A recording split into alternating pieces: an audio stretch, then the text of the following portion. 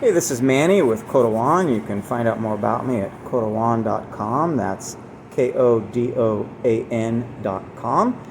And I just finished my kiridashi utility knife, or carving knife. So I was applying some linseed oil on it. I figured I'd apply it to some other tools while I had the linseed oil rag out. That's usually what I do. You know, if something needs some linseed oil, I look around and see what else needs linseed oil. But while I was doing that, I noticed that a lot of my tools are very natural. They're made of natural materials. This was a little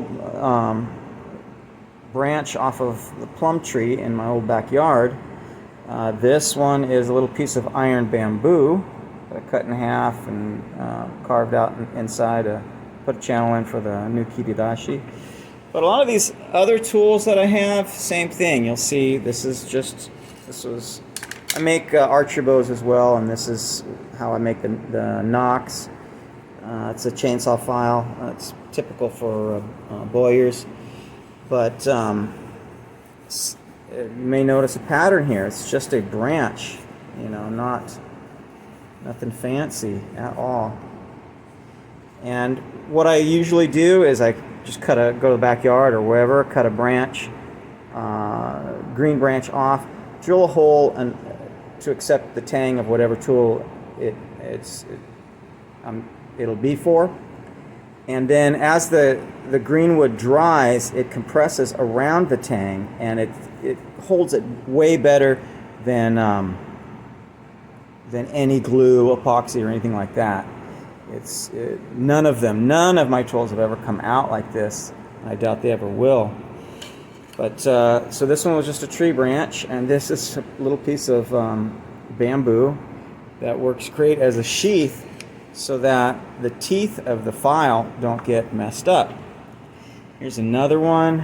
This one's slightly thicker. Noticing a pattern. So in Japanese, in Japan, these would be considered having the quality of shibui. And shibui means a state of beauty that is close to its natural state, or something is beautiful because it is close to its natural state. Here's a little dog's head mallet I made. Again, same kind of iron bamboo. This is like a solid bamboo. I make eskrima baston. I've been training in martial arts since 1976. 6'3" black belt on 5 different arts. 4 are weapons-based arts. One of them is Doce Pares Eskrima, which is a Filipino stick and blade fighting art. And I use these ironwood bamboo as baston, as the canes, the sticks used in eskrima. But in this case, I had some extra, and I used it as the handle for this mallet. This mallet head was also plum from the backyard, but this one was dried out.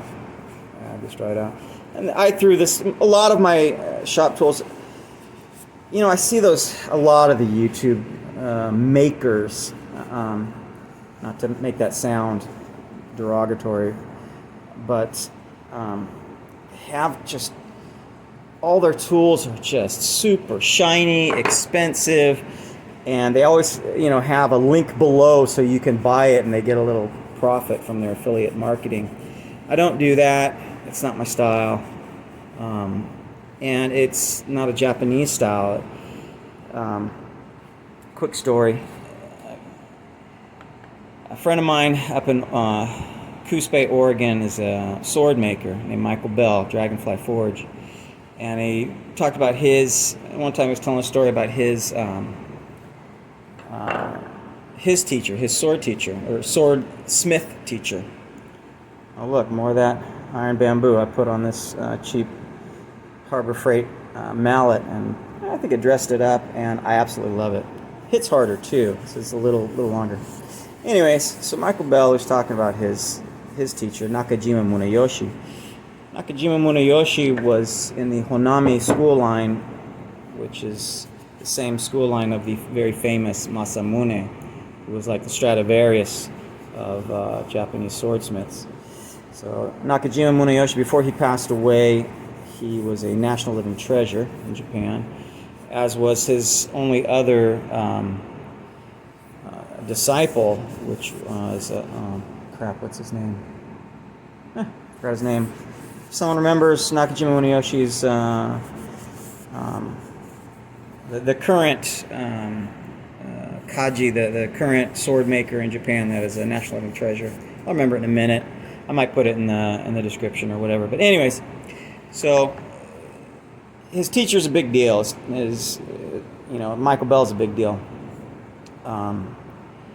So he was telling me a story about his teacher, saying they had went to some kind of a sword event where they were selling swords, and Nakajima Sensei picked up with 2 fingers almost this modern, I guess you could call it a katana or katana shaped object, and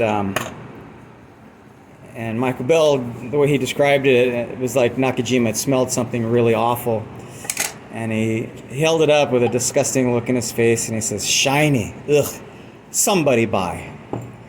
Meaning that a lot of stupid people, they'll buy something just because it's shiny. Well, Japanese aesthetic, it's not so much. Like the shokunin, the Japanese, what you would call a maker or a craftsman, they have a very intimate relationship with their tools. Their tools are an extension of themselves, so it's not just, kind of goes beyond just a tool. And they take care of their tools. They don't just toss them around. So anyway, I think Nakajima Sensei exemplified that idea that just because something is shiny, it's better, and that goes against the Japanese aesthetic of Shibui, which is beauty that is, something is beautiful because it's close to its natural state. And these handles, in my opinion, are beautiful, and versus something like this little carving knife, which works just fine, works very well. I have it very, very nicely sharpened. I actually use this to whittle the handle on this. I rarely use belt sanders or something like this. You can see on this, when it was whittled, it was left very rough. You can still see the cut marks on it. It's not sandpaper. Same with this. It's whittled with a knife and then rounded over with a hand file. But while there's nothing wrong with this, this is not Shibui. This is shiny. Ugh. Somebody buy. All right. This is Shibui. This is something that I want to pick up and use. The other one, not so much. So